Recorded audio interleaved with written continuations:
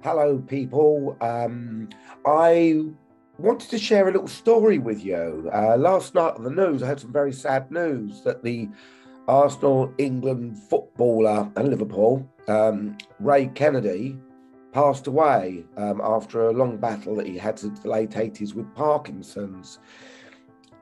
And I thought, you know what, I'm going to tell you this story because I have an amazing story with Ray Kennedy that really stuck with me all of my life and has really, I suppose, helped shape who I am today, because things like that do happen. I think that when you have moments in your life, they turn the corner for you. And this is quite an interesting one. I always use this story. It's one of my party stories. Back in the 70s, when I was a kid at school, my next door neighbour at the time was the sports editor for the evening news, as in evening news was stand up. So my parents had a party. I don't know what the celebration was. They didn't need any reasons for having these parties back in the 70s.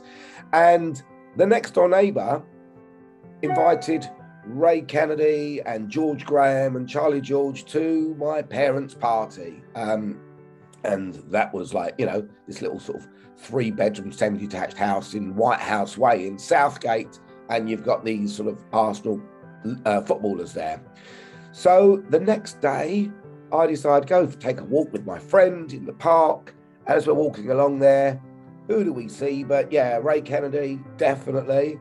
And George Graham, definitely, with some other guys and probably some other footballers playing football in Arnold's Park in Southgate. So we went over to them, saw them the night before, just to say hello. As we were children, we weren't allowed at the party, but we did get the chance to meet them that night before.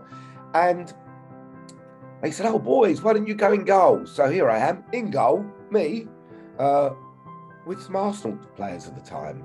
And I was about, couldn't be more than about 3'8", standing in goal. And all of a sudden, Ray Kennedy's got the ball and he's coming through the midfield and he's coming closer. And I'm thinking, oh my God, what am I going to do here?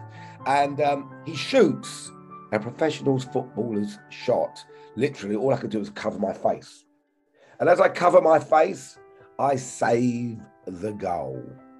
However, as a result of the ball hitting my wrist, it breaks my wrist. So I'm rolling around the ground, screaming my head off, which you sort of tend to do when you're a little kid, or mind you, I suppose if you're a footballer, you tend to do that. In any case, go to hospital and my wrist is broken and plastered, cast, and a few days later I'm in class. And who comes in to the class but both Ray Kennedy and George Graham. And they sign my plaster in front of the class. And then the whole school is gathered to the assembly and they're there and I'm sitting up there and get my plaster signed and all of that stuff. And before then, and this is always the conversation piece where I live, because I live in a household of Arsenal fans, although one is a very strong Tottenham fan. And what's funny is I grew up as a Tottenham fan until that moment, because after that moment, what could I do? I had I felt such a great connection to Ray Kennedy, much more than Charlie George, actually. Ray was a lovely, as a boy, I remember him being a really nice, caring man. And it made me think about life. Over the years, I've thought about this story and I thought I always am attracted to the person rather than the team, rather than the brand, rather than the shop. It's all about the connection with the person. So I thought I would share that story with you about how my wrist got broken, saving a goal by Ray Kennedy in probably about 1974.